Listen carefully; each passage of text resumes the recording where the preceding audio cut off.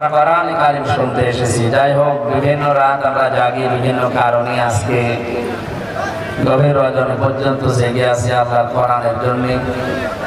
আল্লাহ রাব্বুল আলামিন আমাদের শ্বাস প্রশ্বাসে আমাদের আসল যেটা দরকার নেকি, মরণের পরে এটা সবচেয়ে বেশি কাজে লাগবে। যারা আখিরাতে বিশ্বাসী তাদের জন্য আজকের এই আলোচনা। আর যারা কিয়ামত আখিরাত এগুলো বিশ্বাস করেন না তারা বাড়ি চলে যেতে পারেন, আপনার জন্য আজকে কিছু নেই। আল্লাহ আমাদেরকে স্বাধীন একটা দেশ দিলেন। এতদিন স্বাধীন ছিলাম, কিন্তু স্বাধীন দেশে আমরা ছিলাম পরাধীন। স্বাধীনতা কাকে বলে, সুখ কেমন, স্বাধীনতার স্বাদ কেমন, এখন কিছুটা হলেও পাওয়া যাচ্ছে। যদিও এখনো আমরা নিরাপদ না, চতুর্মুখী ষড়যন্ত্র এখনো চলছে। আপনারা বিশ্ব মিডিয়ার দিকে একটু জনযোগ বলান, দেখবেন এখনো পর্যন্ত এদেশ নিরাপদ না। নিরাপদ হওয়ার জন্য যেগুলো দরকার ছিল ওগুলো এখনো হাতে আসে।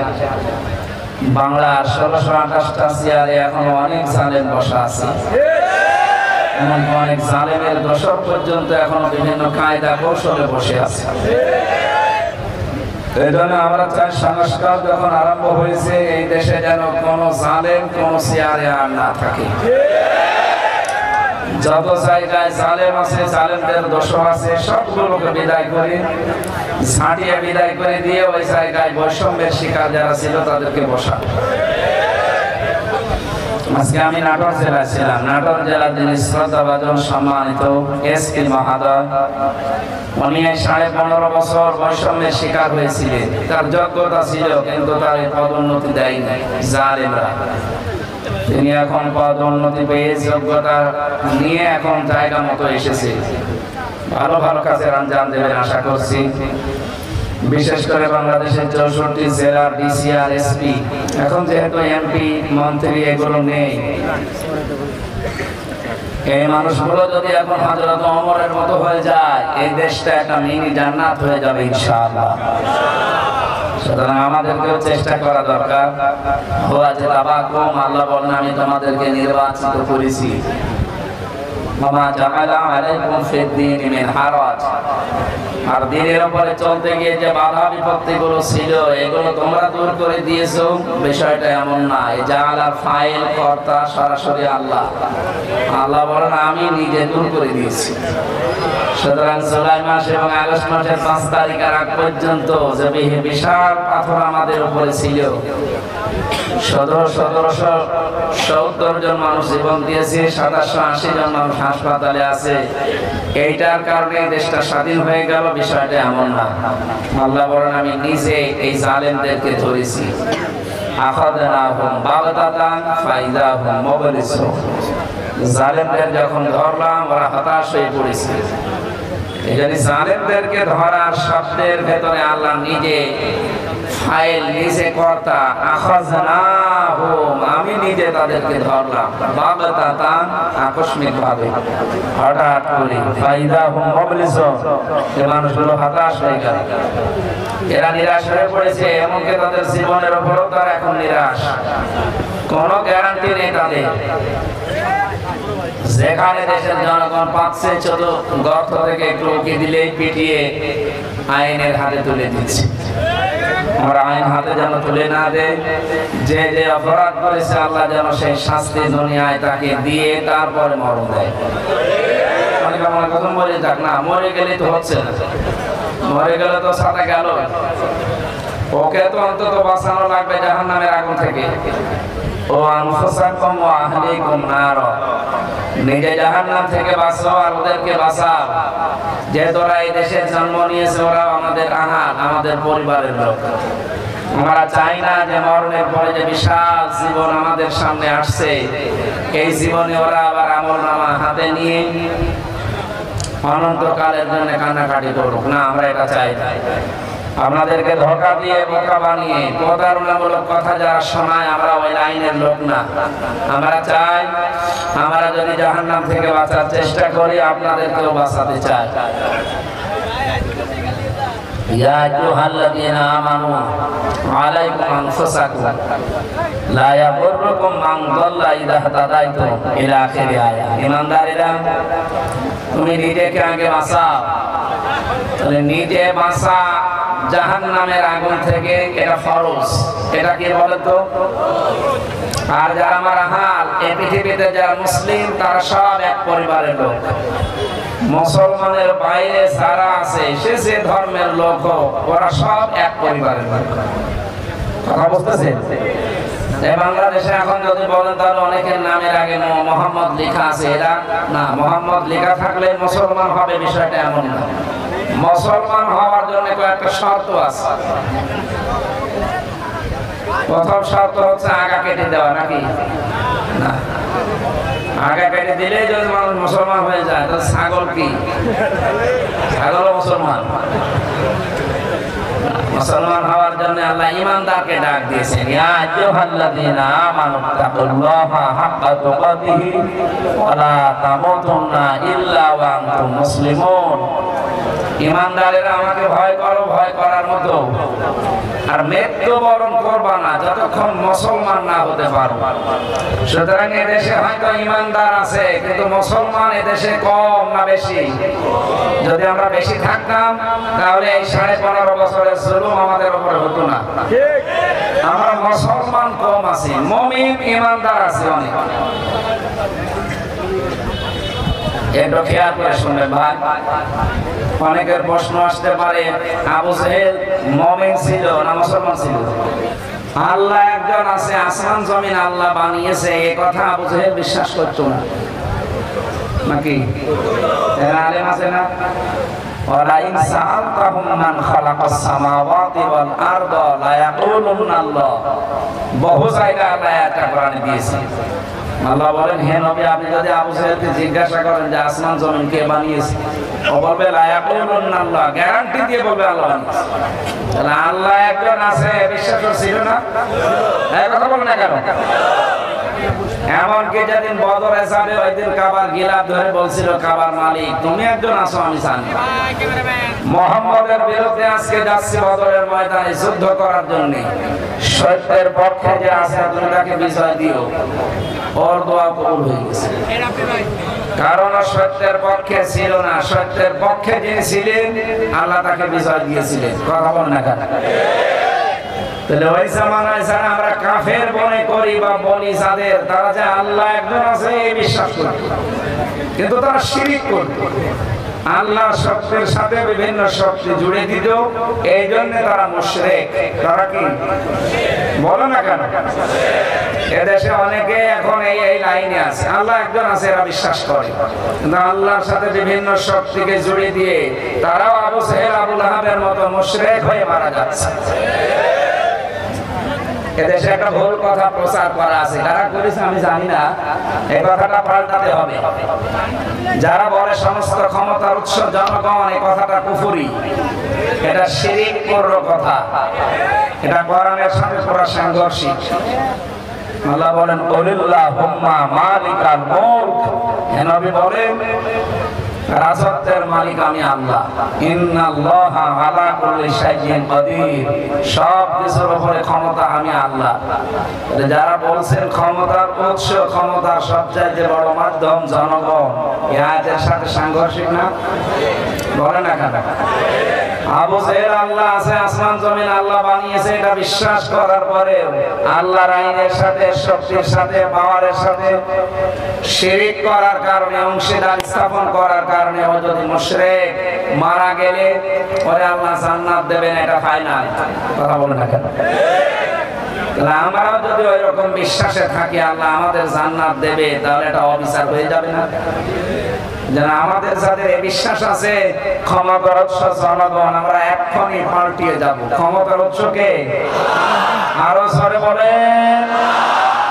শুধু এই শব্দটা অনেক রাজনৈতিক দলের প্রথম অংশে লেখা থাকে না, এজন্য তাদেরকে নিষিদ্ধ করা হয়েছিল। আপনি দেখেননি বাংলাদেশ জামাত ইসলামী এই শব্দটা লিখতো না, ওরা লিখতো সমস্ত ক্ষমতার উৎস আল্লাহ।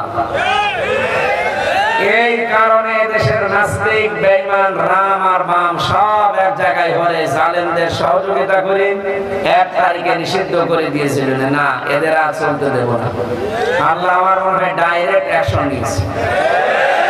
এটা তো আপনি জামাত ইসলামের গায়ে হাত দেননি, আপনি হাত দিয়েছেন আল্লাহর অস্তিত্বে। আল্লাহ বলছেন আমি সমস্ত ক্ষমতার উৎস, আর তুই আমার সৃষ্টিকে দিয়ে দিলি। দেখে কেমন ক্ষমতা আছে তো। যারা নিষেধ করেছিল 5 দিন পরে আল্লাহ তাদেরকে নিষিদ্ধ করে দিয়েছে। এমন নিষিদ্ধ করেছে তাম বাংলাদেশে আমি ঘুরছি, একটা ইঞ্চি জায়গায় দেশে নেই, সে গোপালগঞ্জ বলে না শরীয়তপুর বলে, এমন কোন জায়গা নেই যেখানে মায়ের বুকের দুধ খেয়ে কোনো মানুষ দাঁড়িয়ে বলতে পারে যে আমি জাহিলিয়াত করি। বলতে পারবে কি? 1500 বছর আগে শব্দটা ছিল আই আমি জাহিলিয়াত, আর 15.5 বছর আমরা দেখেছিলাম আও আমি জাহিলিয়াত। কোনো পার্থক্য নেই, শব্দের ক্ষেত্রে পার্থক্য লাগলেও কাজ সব একই ছিল। ওই জামানায় মানুষ জীবন্ত মানুষকে চিরে মাটি, জীবিত মানুষ হত্যা করার পরে লাশের উপরে ধ্যান দিতে দিয়েছে। যে মহিলার আহ্বানে সারা দেশ থেকে লগের বইটা নিয়ে মানুষ পিটিয়ে হত্যা করার এই মহা উৎসব শুরু হয়েছিল, হুকুমদাতা হিসাবে তার বিচার দেশে হওয়া দরকার। ওটা যদি বিচার বাদও দিয়ে দেন, অনেকে বলছে আমরা মাফ করে দিয়েছি, দেন। 24 সালের 5 আগস্টে এই যে 1770 জন মারা গেল, আমার কুষ্টিয়ায় আমার সামনে 16 জন মারা গেছে। এই যে সাক্ষী বসে আছে, এর মাথায় এখনো গুলি আছে, এর শরীরের পিঠের দিকে দেখেন এখন ঝাঁঝরা গুলি আছে।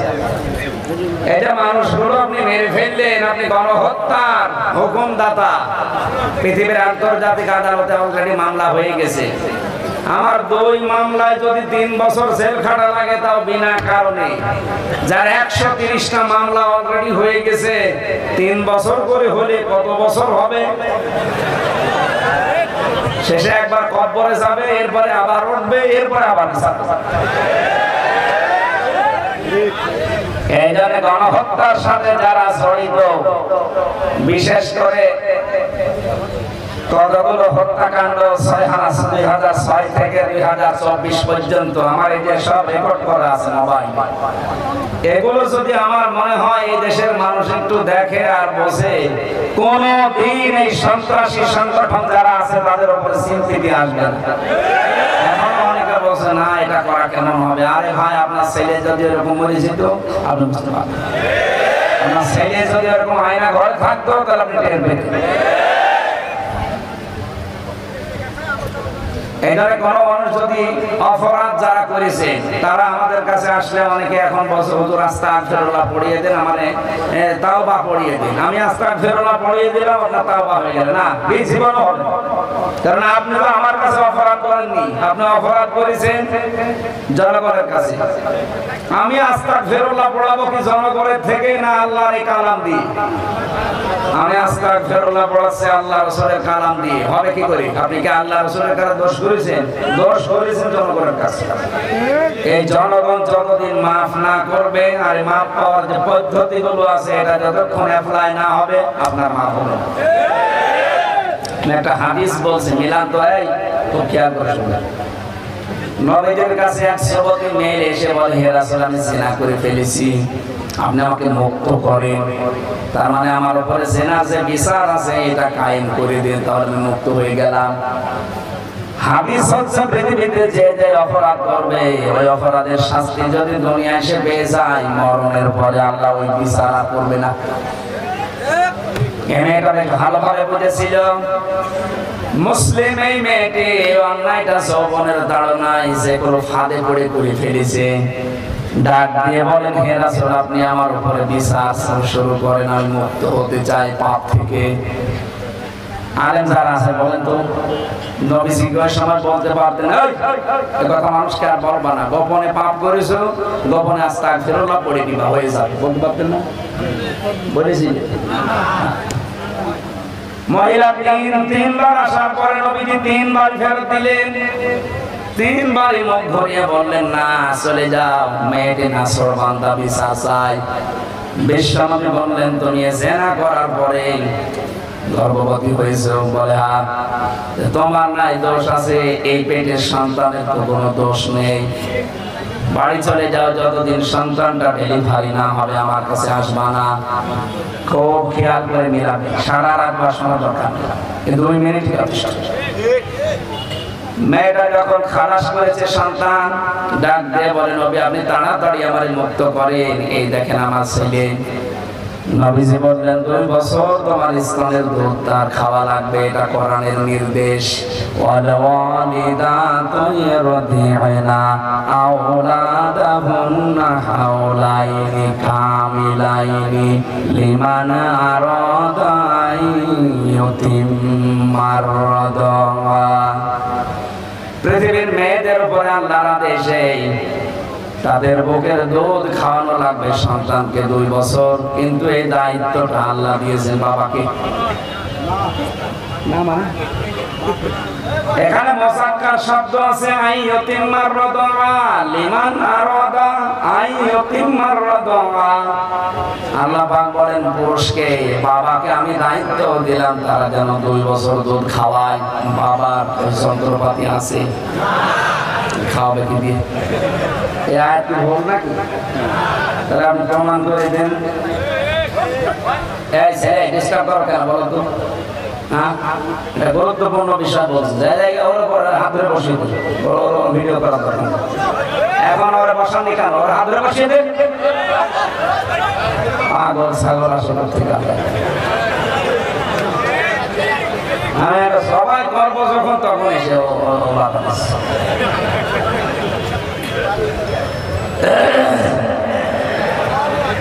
কি বলতেছিলাম বলেন তো? আমার মনে আছে, আপনাদের মনে আছে কিনা আমি দেখলাম। লিমান আরাদা আইয়ুতিম্মার রাদা, এই দায়িত্ব আল্লাহ বাবাকে দিয়েছে, মাকে দেয়। তো বাবার যেহেতু নেশাপত্র নেই, এই জন্য এই দায়িত্বটা মা পালন করছে। পালন করার জন্য যদি মা বলে না আমি সন্তানকে দুধ দেব না, তোমার ছেলে তুমি দাও, বাবার কিন্তু এটা দেওয়া লাগবে। বাবার নেই, এই জন্য যদি মা টাকা দাবি করে, সম্পদ দাবি করে যে আমার পারিশ্রমিক হিসাবে 2 বছর দুধ খাওয়ালে 2 লাখ টাকা দেওয়া লাগবে, এই বাবার তাই করে। এটা মাইকে বললে ওদের কানে আওয়াজ যাবে, শেষে আমিও ধরা খাবো। কারণ আমার 20 দিন আগে একটা হয়েছে, যেভাবে চালাচ্ছে চালাক, সাদা বলে আমি ধরা খাবো। কোরআনে আছে, এই জন্য আমি করলাম এটা। এটা দায়িত্ব কিন্তু আল্লাহ মাকে দেয়নি, দিয়েছে কাকে? বলেন বলেন। এই জন্য ওই জামানায় যারা জন্মনিত বিশ্ব মায়ের দুধ কিন্তু তারা খেতে পারেনি। বেশিরভাগ তারা ধাত্রী মা, দুধ মা তাদের আলাদা ছিল। তাদেরকে দুধ মার কাছে নিয়ে 6 মাস 1 বছর 2 বছর এভাবে রাখতো, ওরা লালন পালন করে দিত, দুধ খাওয়ানো প্রতিপালন করা। মাসে মাসে তাদেরকে টাকা দেওয়া লাগতো। মেয়েরা যদি এখন বেঁকে বসেছে, না যেহেতু জানতাম না এখন জানলাম, আমরা আর স্তনের দুধ দেবো না যদি প্রতিটি সন্তানের জন্য 1 লাখ করে টাকা না দেন। দেশে বিয়ে করায় দেশে বন্ধ হইতে হবে। আমি মাসলা কোনো জায়গায় বলবো না, তবে করছি, তখনই বলা ভালো ছিল। সম্মানিত ভাইরা, তাহলে দায়িত্ব পেলাম এখানে। সন্তান আসার পরে 2 বছর দুধ দেওয়া লাগবে মায়ের, কিন্তু এই দায়িত্বটা কার? বলছে আল্লাহ।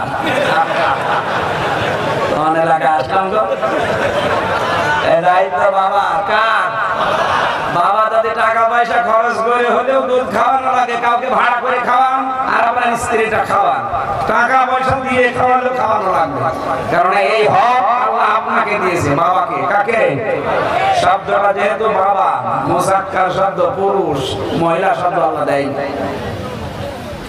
হ্যাঁ, মেয়েরা যদি এখন চালাকি করে নিজের স্তনে দুধ জমা রেখে সন্তানকে না দিয়ে বাবাকে যদি বলে ডানো আনো, আপনার এই স্তন নষ্ট হয়ে যাবে। কারণ কোন জিনিস এক জায়গায় জমাট বেঁধে থাকলে ওটা পছন্দ হবে।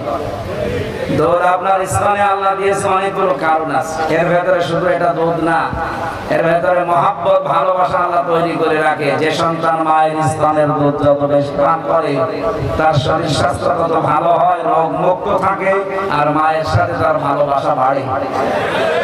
বাইরের দেশগুলোতে সিস্টেম নেই, এই জন্য ওদের সন্তানের সাথে আল্লাহ মহব্বত নষ্ট করে দিয়েছে।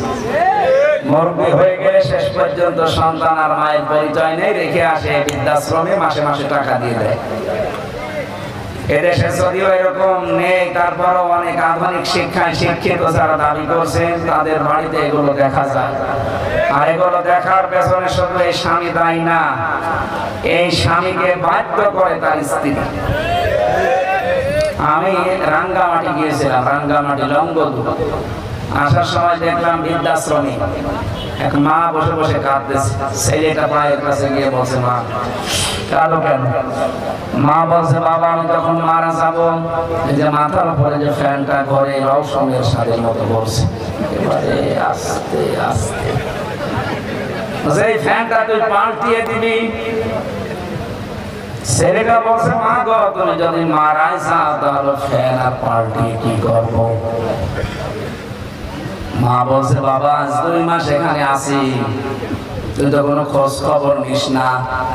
আমি কর্তৃপক্ষকে বলেছিলাম যে ফ্যানটা পাল্টিয়ে দিন, বাতাস হয় না। কারণ আমার কথা শুনে না, কারণ টাকা না দিলে ওরা শুনবে কি দিয়ে? 2 মাস পরে তুই আসলে আমার মরণের খবর শোনার পর আমি ওদেরকে বলেছিলাম, বলে তোর মা মারা যাবে, এই জন্য তোর খবর আজকে নিয়ে এসেছে। তোকে আমি ফ্যানটা পাল্টিয়ে দেওয়ার কথা মরণের পরে বলছি এই কারণে, কারণ তুই যা আমার সাথে করবি আমার মন ডেকে বলছে আমার মরণের পরে তোর সন্তান বড় হয়ে তোরও এখানে রেখে যাবি। তোর তো ফ্যান ছাড়া ঘুম হয় না, তোর কষ্ট হবে। ছোটবেলা থেকে কোনোদিন আমি তোর এভাবে কষ্ট দেইনি, কষ্ট আমি দেখতেও পারবো না।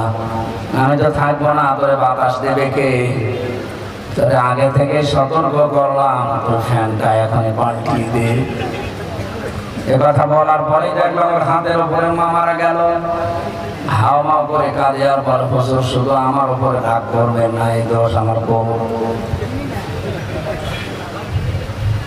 2 মাস আগে আমার এই মা নিয়ে আমি বিপদে পড়েছিলাম।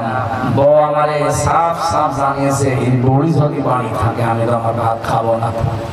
আর বড়ি থাকতে আমি থাকবো। আমার ছেলে মেয়ে আছে 2টা, তাদের মুখের দিকে তাকিয়ে আমি কিছু বলতেও পারি না, তালা দিতে পারছি না। বাধ্য হয়ে মাকে বাড়ি থেকে বের করে জায়গায় রেখে দিয়েছিলাম। মাটা আজকে আমার হাতের উপরে মারা গেল। পৃথিবীতে আমার নাম ধরে ডাকার মতো আর কেউ নেই।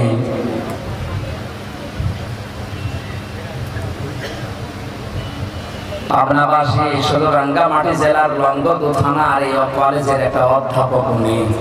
শুধু ওনার জীবনে এরকম না, আমাদের বহু পরিবারে এখন মায়ের অবস্থা ঠিক ওই রকমই। মা গুলো অবহেলার শিকার, বাবা গুলো অবহেলার শিকার। বাড়ি থেকে বের করে দেওয়া, খাবার না দেওয়া, তার চিকিৎসা না দেওয়া, সবগুলোর পেছনে আমার মনে হয় সন্তান যাই করতে যা ওর পেছনে তাই ওর বউটা। এমন ছোট মনের বউ আমরা পেয়েছি, কিছু করতে গেলে ওর মন পাওয়া যায় না। এরকম ছোট মনের বউ আছে কার? হাত তোলেন তো।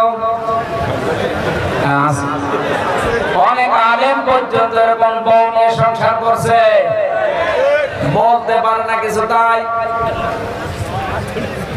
সম্মানিত মা বোনেরা, আপনার মা বাবার জন্য স্বামী খরচ করলে তো আপনার ভালোই লাগে।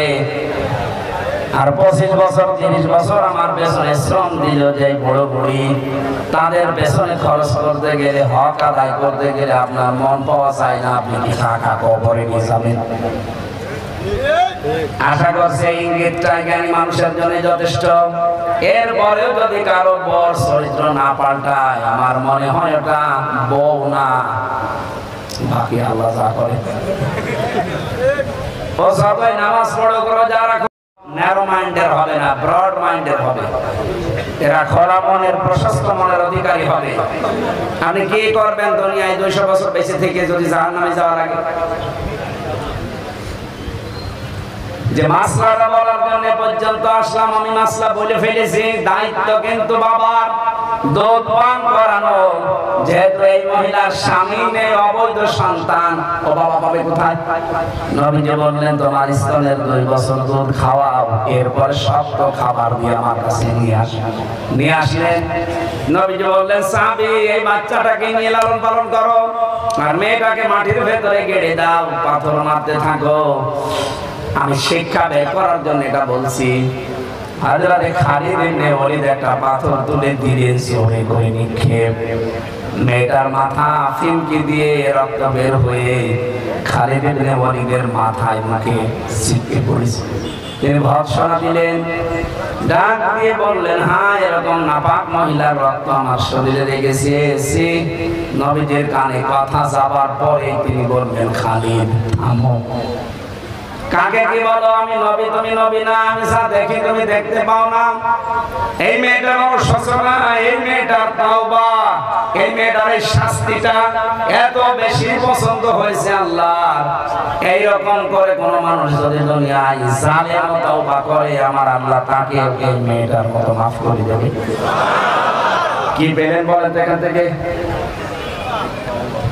কয়েকটা শিক্ষা, সেখানে এক নাম্বার শিক্ষা, নবীজি কিন্তু বলতে পারতেন এই মেয়েটাকে যে গোপনে গুনাহ করে ফেলেছে, গোপনে আস্তাগফিরুল্লাহ পড়ে। তার কথাবার্তা তিনবার ফিরিয়ে দেওয়ার পরে যখন শুনলেন, বললেন, দেখো এক কাজ করো, যদি মুক্ত হতে চাও তাহলে বিচারটা তোমার মাথায় নেওয়া লাগবে। মেয়েটা রাজি ছিল না? ছিল না? ও যদি পালিয়ে চলে যেত, সে জীবনের মায়া আছে, আমি আমার না জীবনেও যাবো না। ওই মেয়েটা সন্তানটা খালাস করে ফেলে দিয়ে, মেরে ফেলে নিজে আবার স্বাভাবিক জীবনে ফিরে যেতে পারত। কিন্তু তার মনের ভেতরে এই অনুশোচনা, অনুতপ্ত এমন ভাবে তৈরি হয়েছে, না আমি দুনিয়াতে অপরাধ করে ফেলেছি, বুঝে করি আর না বুঝে করি, এর অপরাধের শাস্তি যদি দুনিয়ায় আমার না হয়, এটা কিন্তু কিয়ামতে আল্লাহ যখন বিচার বসাবে তখন ডবল করে করবে। এখন নাই 2000 মানুষের সামনে, আর কিয়ামতে বিচার হবে কোটি কোটি মানুষের সামনে। এখন বিচার হবে উম্মতে মুহাম্মদের সামনে, কিয়ামতে বিচার হবে 1,24,000-এর উপরে নবী উম্মতের সামনে। এই জন্য বাংলাদেশে 15.5 বছরে যারা অপরাধ করেছেন, যে যে অপরাধের সাথে জড়িত ছিলেন, সত্যি যদি মাপ পেতে চান, অপরাধ থেকে যদি মুক্ত হতে চান, শুধু আস্তাগফিরুল্লাহ পড়লে হবে না, আপনাকে ওই গুনার শাস্তি আগে দুনিয়ায় নেওয়া লাগবে। যারা গুনার সাথে জড়িত ছিলেন, আপনাকে এরকম 8 বছর গুম করে রাখা হবে।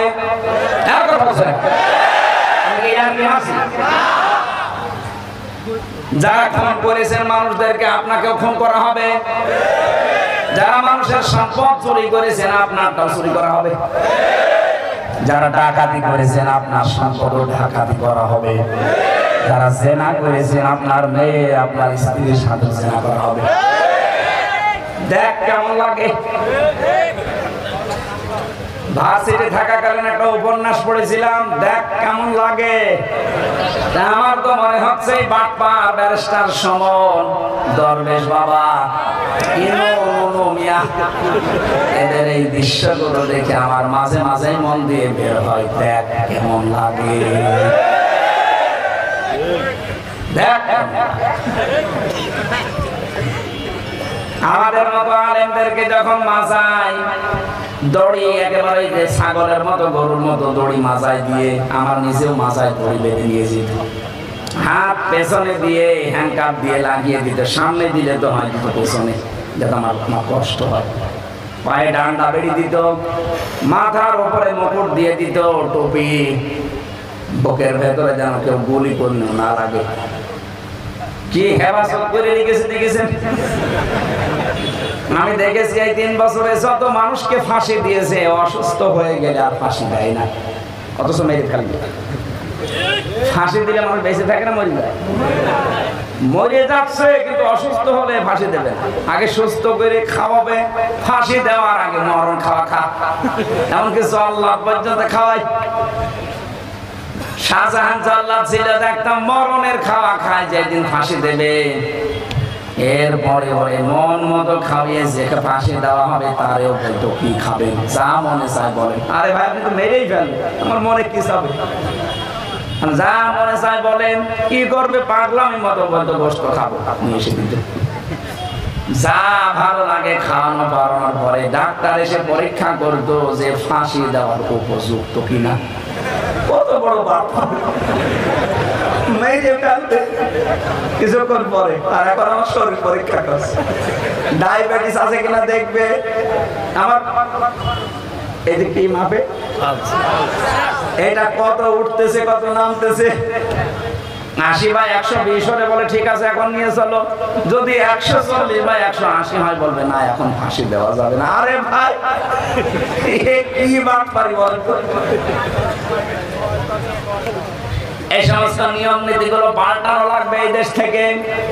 সংস্কার যখন আরম্ভ হচ্ছে, দেশের বহু সংস্কার দরকার আছে। বিচার ব্যবস্থায় বিশেষ করে জেল কোর্টে বহু নিয়ম নীতি সে ব্রিটিশের পালন করা। এই যে আমার জেল হাজ ভাই, হজ করলে মানুষ বলে আল হাজ, আর আমরা যারা জেলে ছিলাম জেল হাজ। আমরা দেখেছি এই কারবারগুলো, এই লগুলো আইনগুলো পাল্টানো দরকার। সে ব্রিটিশ যা দিয়েছে ওইটা কেমন কিন্তু কেন, এটা মুসলমানের দেশ, 96% মুসলমান এখানে আছে। জেলখানায় দিলে তার সাথে আচরণ কি করা লাগে ওই আচরণ শুরু করে, ও মানুষগুলো অনুতপ্ত হয়ে ফিরে আসবে সামামার মতো। নবীজি হযরতে সামামাকে আটক করেছিলেন, বেঁধে রেখেছিলেন পিলারের সাথে মসজিদ নববীতে। বিশ্বনবী বলেন সামামা এখন কেমন লাগে, কি করা যায় তোমার সাথে? হযরতে সামামা ওই সময় তো লিডার ছিলেন কাফিরদের, ইয়ামামার বিগ লিডার। তিনি ডাক দিয়ে বলে মোহাম্মদ তুমি বাঁচাতেও পারো ছেড়ে দিতেও পারো। তারপরও তিনি কিন্তু জেল বন্দী ছিলেন না, তিনি ছিলেন যুদ্ধবন্দী।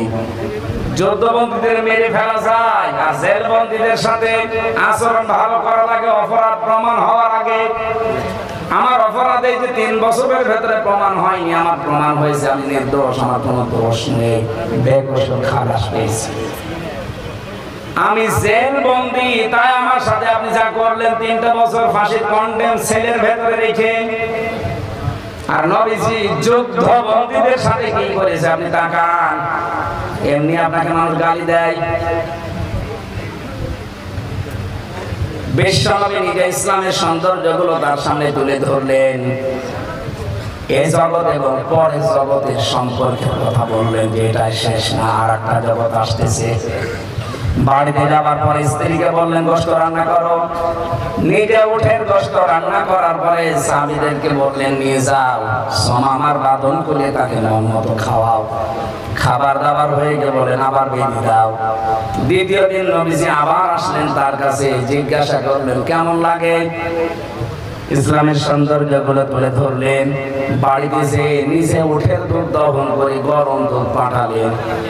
আমার মনে হয় বাংলাদেশে কেউ জামাই করে কথা বলেন, এখানে জামাই আবার চলছে। তৃতীয় দিন নবীজি এসে সুমামাকে বললেন ছেড়ে দেন। সাহাবীরা বলল ছেড়ে দাও মানে আপনি জানেন কে বিগ লিডার? নবী বলেন আমি যা দেখি তোমরা দেখো না, আমি নবী তোমরা নবী না। আমি একটা জিনিস জিবরাইলের কাছে শুনেছি, ছেড়ে দাও। ছেড়ে দেওয়া হয়েছে তাকে। তিনি দৌড় দিলেন মদিনার শেষ প্রান্তে, যে একটা কুয়াতে গোসল করার পর মনের ভেতরে অনুশোচনা অনুতপ্ত যে কি আমি একটা যুদ্ধবন্দী, আমাকে একটু ধরলেই মেরে ফেলার কথা, সবাই করার কথা, কি বললো। ফিরে আসলেন, এসে বলেন হে নবী আমি আর বাপ দাদার ধর্মে ফিরে গেলাম না, আমার দেশে আর যাবো না, দয়া করে আপনি শান্তির ধর্ম ইসলামে আমার দীক্ষিত করা। তাকে পড়িয়ে দিলেন নবীজি লা ইলাহা ইল্লাল্লাহ মুহাম্মাদুর রাসূলুল্লাহ। এই লোকটা মদিনাতে ছিলেন, যেহেতু ইয়ামামা থেকে মদিনায় মক্কায় গম আসতো, এই গম পেশার পরে রুটি বানিয়ে খেত। তিনি বললেন নবীজিকে মক্কার লোকেরা মানে না, আমি গম বন্ধ করে দিলাম। তার শক্তি ছিল কারণ তিনি লিডার ছিলেন। শেষ পর্যন্ত বিশ্ব নবীর হস্তক্ষেপে এটা বন্ধ হয়ে যায়। আবার তিনি চালু করে দিলেন, কারণ নবীজির কথা ফেলা যায় না। এখান থেকে আমি শিক্ষা দিতে চাই, বিশ্ব নবী মুহাম্মদুর রাসূলুল্লাহ যুদ্ধবন্দীদের সাথে যে আচরণ করেছিলেন, বাংলাদেশে 15.5 বছরে যদি যিনি পালিয়ে গেছেন উনি থেকে শুরু করে যারাই দায়িত্বে ছিলেন, এরা যদি এই জেল বন্দীদের সাথে কারাবন্দীদের সাথে এরকম আচরণ করতেন, এই মানুষগুলো আমার মনে হয় সব আপনার দলে চলে যেত। আপনি সুযোগটাও কাজে লাগালেন না। 15.5 বছরে জুলুম জুলুম জুলুম শেষ পর্যায়ে পৌঁছিয়ে গেলেন। আল্লাহ বলেন ইন্নামা নুমলি লাহুম লিয়াজদাদু ইসমা। ওরা যখন পাপের বোঝা পরিপূর্ণ করে ফেলেছে, ওরা হুম আযাবুম মুহিন, তখন আমি অপমানজনক শাস্তি দিলাম। এমন শাস্তি আল্লাহ দিয়েছে, আপনি তাকান। এই কালো মানিক কালা মানিকের আল্লাহ কলার পাতায় শুয়েছে, ওর বীজ উড়ে গেছে। হ্যাঁ, ওর সংসার করার কাজ শেষ। আর কি করবে আল্লাহ? আপনারা নবীজির উম্মত দাবি করেন, মুসলমান দাবি করেন, অথচ নবীজি যুদ্ধবন্দীদের সাথেও যা করেছিলেন আপনি কারাবন্দীদের সাথে তা করতে পারেননি। এমন এমন কঠিন অবস্থায় ফেলে দিত, যারা শহীদ হয়ে গেছে আমরা দেখেছি। নবীজিকে গালি দেওয়ার কারণে আমার নিজের চোখের সামনে একজনকে ফাঁসি দিতে নিয়ে গেল। সেই ছেলেটা প্রায় 12 বছর ছেলে ছিল, ময়মনসিংহের এদিকে বাড়ি। ওর অপরাধ যে নবীজিকে একদিন গালি দিয়েছিল একটা লোক, তারে কেউ শাস্তি দেয়নি, ও নিজের হাতে শাস্তি দিয়েছিল। আর এটা ইসলামের নিয়ম, যারা দুনিয়াতে বিশ্ব নবীকে অপমান করবে, গালি দেবে, তাদের বেঁচে থাকার অধিকার নেই। করেছিল শেষ পর্যন্ত গ্রেফতার করে জেলে দিয়ে 12টা বছর পরে কিছু আমি যেদিন বের হলাম তার কিছুদিন আগে ফাঁসি দিয়ে দিল। সে যাওয়ার সময় আল্লাহু আকবার বলতে বলতে যাচ্ছিল। আমি বাস্তবে দেখেছি আপনি কারাবন্দীদের সাথে আচরণ করতে পারেন নাই। এই 15.5 বছরের সবচেয়ে বেশি জুলুমের শিকার কারাগারে হয়েছে আলেমরা। মাওলানা মামুনুল হক শেষ পর্যন্ত কোর্টে হাজির হওয়ার সময় দেখেছেন হেঁটে যেতে পারত না। শ্রদ্ধাভাজন বড় ভাই আমার সাথে 3 বছর ছিলেন, তার বহু অবদান আমার প্রতি আছে। আমি কৃতজ্ঞতা স্বীকার করছি। আল্লাহ পাক তার জীবনের অপরাধগুলো যেন সব মাফ করে দেয়।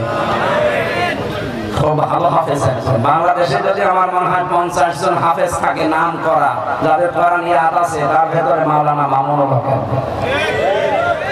একবারে দাঁড়িয়ে 2 পারা 3 পারা 5 পারা করে তাহাজ্জুদের নামাজে পড়ে। আমি একটা যুবক মানুষ, 1.5 পারা পড়তে গেলাম পাবে থাকো, অথচ আমার বয়স 52 বছর, আমার বাবার বয়স। আল্লাহ তার এই 3.5 বছরের ইবাদত বন্দেগী যেন 3000 বছরের ইবাদত হিসাবে কবুল করে। বলেন আমিন। যে শিক্ষাটা নিয়ে আসতে চাচ্ছিলাম এইটাই, যারা অপরাধ করেছেন জুলুম করে, আয়না ঘর বানিয়ে মাটির নিচে নিয়ে আমাকে 10 দিন রেখেছিলেন মাটির নিচে। কি অপরাধ আমার ছিল? আমার তো প্রমাণ হলে যে অপরাধ নেই। আমার সাথে অপরাধ করে যারা জড়িত আমি চাই তাদেরকে 3 বছর ফাঁসির কণ্ঠে ছেড়ে রেখে দেওয়া হোক, তারপর তাদের মাফ হবে। তাছাড়া শুধু আস্তাগফিরুল্লাহ পড়লাম আর মাফ হয়ে গেল। ইসলাম কি আপনাকে ইয়ারকি মারার জন্য এসেছে? এরা যারা অপরাধের সাথে জড়িত ছিলেন, সে প্রশাসনে হোক, বিচার ব্যবস্থায় হোক, নির্বাচন কমিশনে হোক, আর এই অবৈধ সরকারের অবৈধ এমপিরা হোক, যারাই ছিল অপরাধী, জনগণের ভোট জোর করে আপনি নিয়েছেন, ভোট দিতে দেননি, এরা অপরাধ না? এটা কথা বলে না কেন? এরা যে ভোট জোর করে নিয়েছে এটার প্রমাণ আমার সাথে ছিল একজন ওসি জেলখানা, আমি নাম নিলাম না লোকটা। আমার যখন তাওবার ব্যাখ্যা করি, আমার এসে বলছে হুজুর কি বললেন? আমি নির্বাচনের সময় বাইরে ছিলাম, তাহাজ্জুদের নামাজের সময় থেকে শুরু করলাম আমার দল বল নিয়ে ভোট কাটা, সারা রাত আল্লাহর নামে। ফজরের আযান দিলে শেষ করলাম, বাক্স জমা দিয়ে দিলাম। শুধু বাক্স জমা দিয়ে শেষ করিনি, আমি কিন্তু গোসল করেছি ওই রাতে। ওযু করার পরে নামাজে দাঁড়ালাম, বললাম রব্বুল আলামিন যা করেছি আমারে মাফ করে দিও। আমার এই আস্তাগফিরুল্লাহ হয়েছে না, আস্তাগফিরুল্লাহ হয়নি, ইয়ার কি হয়েছে? কথা বলে আরে ভাই, আপনি তো আল্লাহর কাছে অপরাধ করেননি, আপনি অপরাধ করেছেন আমার মতো হামজার কাছে। একটা এমপি আন্ডারে 3.5 লাখ 4 লাখ মানুষ থাকে, আমার মতো 3.5 থেকে 4 লাখ হামজা এরকম ভোট দিত, আপনি দিতে দেননি, সব নিজে দিয়েছেন। আর আপনি এখন তাহাজ্জুদের নামাজ পড়ে গোসল করে আপনি ওযু করে আস্তাগফিরুল্লাহ পড়ছেন। আগে আপনি 4 লাখ মানুষ থেকে মাফ চাবেন, এরা মাফ করলে তারপর আস্তাগফিরুল্লাহ পড়বেন। এই আস্তাগফিরুল্লাহ তখন কবুল হয়। কথা বুঝতেছেন? সুতরাং যারা অপরাধ করেছেন এই 15.5 বছরে আপনি ফিরে আসেন, মাফ চান, কিন্তু শাস্তিটা ওই মহিলার মতো নেই, তাহলে আপনার তওবা কবুল হবে। আমি যা বোঝাতে চেয়েছি আশা করছি আপনারা বুঝেছেন। এরপরও যদি না বোঝার ভান করে থাকেন, তাদের কাছে টাকা পয়সা খেয়ে বেকার ধোঁকা দিয়ে প্রতারণা করে টাকাও খাচ্ছেন, ওদের মাফও হচ্ছে। অনেকে কিন্তু ধান্দায় আছে আগস্টের 5 তারিখের পর থেকে বিভিন্ন কায়দায় বলছে বাবা শাহজালাল সবই হালাল, আপনি আসেন খুব টাকা টাকা দিচ্ছে, ওরাও মাফ হচ্ছে না। কারণ টাকা দিয়ে করবে কি? গোরা কি আপনার সাথে করেছে? আপনার মতো 3.5 লাখ 4 লাখ মানুষের সাথে অপরাধ করেছে। কথা বলছেন কেন? এই 3.5 লাখ 4 লাখ মানুষের অনেক মানুষ এই 15 বছরে মরে গেছে, আপনি তাদের কাছে ক্ষমা চাবেন কি করে? এই জন্য যারা জালেমদের দোসর ছিলেন, জালেমদের সাথে যারা জড়িত ছিলেন, তাদের দুনিয়া শেষ, আর আখিরাত তো আপনি শেষ করে ফেলেছেন।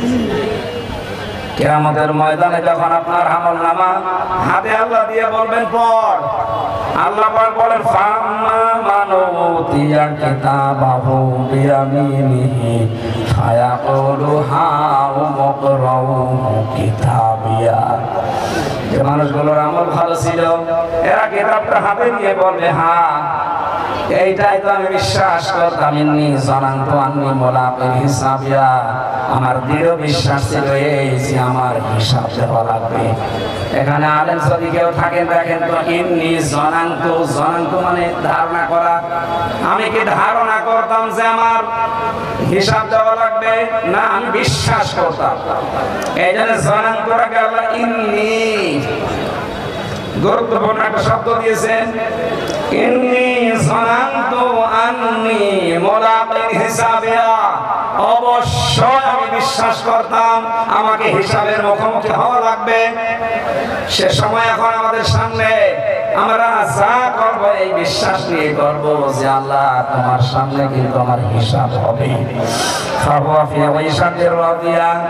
সন্তোষজনক জীবনের অধিকারী আল্লাহ তাকে বানাবে।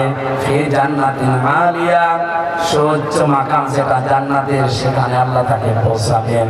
কুতুফুহা দানিয়া, যার ফলগুলো ঝুলি থাকবে তার হাতে লাগালে। কুলু ওয়াশরাবু হানিয়াম বিমা আসলাফতুম ফিল আইয়ামিল খালিয়া।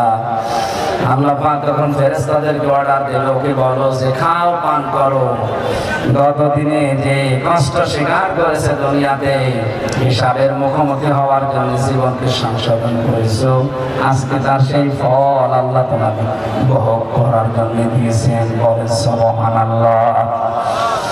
আল্লাহ পাক বলেন আম্মা মান উতিয়া কিতাবাহু বিশিমালি, যাকে আমি আল্লাহ বাম হাতে তার আমলনামাটা দেব, অপরাধীকে ফায়াকুলু ইয়া লাইতানি লাম উতিয়া কিতাবিয়া, লোকটা বলবে আল্লাহ আমাকে যদি এই হিসাবের খাতাটা নাই দেওয়া হতো তাহলে আমার ভালো হতো।